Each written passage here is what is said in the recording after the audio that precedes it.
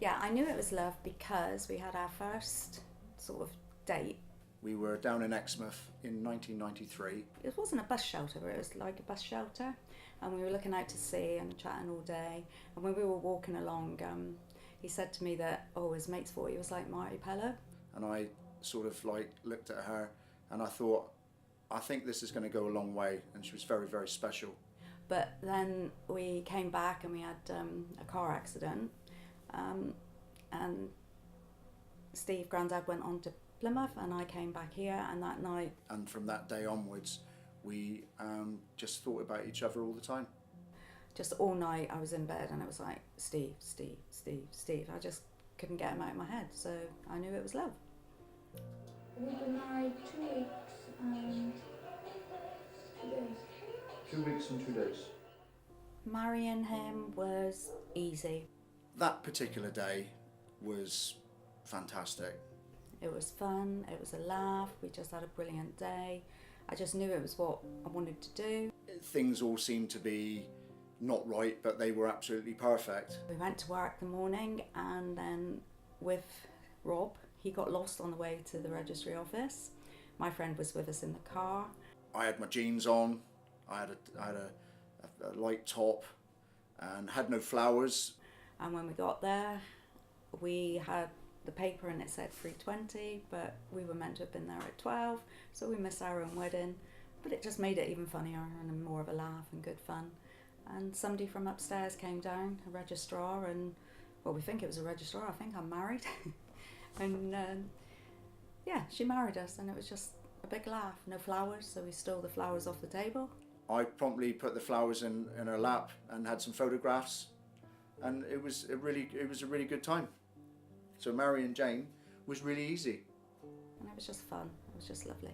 Easiest thing I ever did. And best thing. And that's where we're heading, down towards the beach. There are so many funny areas with Jayne and myself.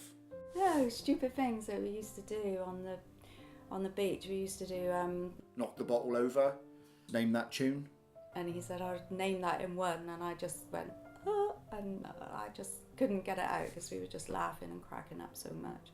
But we got, loads of fun things on the beach. One thing that she always seems to do is throw things at me. If it be food, stones, and anything indifferent. Recently we had a picnic and we always wash out the picnic boxes in the water, and when I went to throw the contents of the box at me, well, not at me, 4 foot away, and actually managed to put a load of salad on my back. And it looked like it'd been pebble dashed with feta cheese all down its back.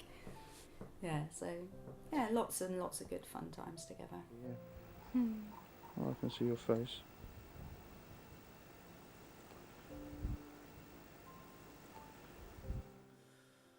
One of the hardest things for me, and I do hide my feelings a little bit, is at the moment we do a lot of travelling, and the hardest thing is saying goodbye.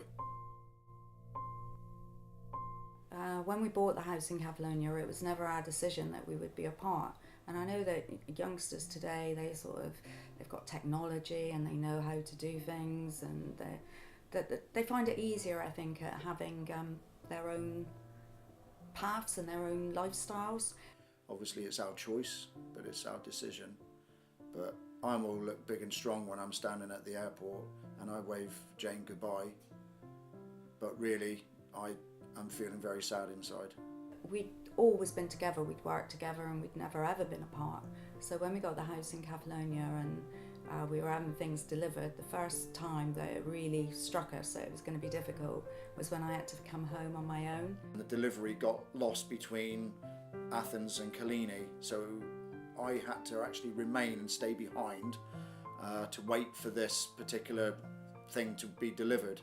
One, I'd never really travelled on my own, so I had to go to Athens, which was very daunting, although I do it now, but then it was like a massive, great airport, and I had to go on this like little aeroplane, which was like a little prop thing that only had a few things going around. And I know she was afraid to do that. I sat there and We said cheerio at the airport, and I think I cried all the way to Athens anyway.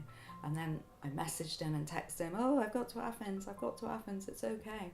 I text her every minute and every time she stopped and was able to text me. So finally, yeah, I got to Heathrow, and then it was like, oh, what do I do now? So it was scary and hard. And we've had to do that a lot because we've had to run the business, and we've had to do that at a distance. And it's a big distance, and we don't like it, but we tackle it and we do it. And we use Skype. We talk on Skype a lot. We do things together. We cook together on Skype as well. He puts his little iPad up and he cooks his tea and I cook my tea, and we just share time apart. But it's hard. It's difficult. It's not what we wanted to do. I've got spaghetti bolognese for tea on toast. I think we had a Greek salad last night, and that was what it was, wasn't it?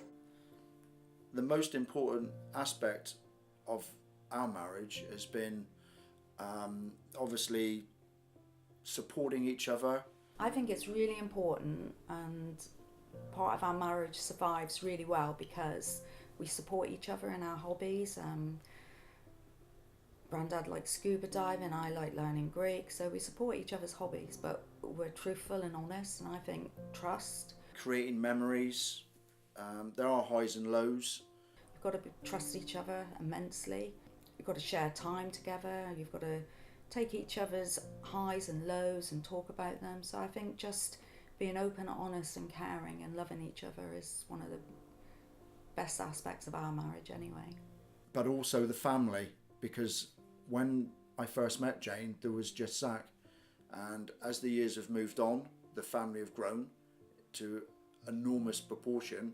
So family to me means everything as well. I never thought I'd have a big family like this, and it's absolutely wonderful. So as me and Jayne have obviously through our lives lost our parents, we now feel that we are at the top of the chain and we're looking after our grandchildren and children.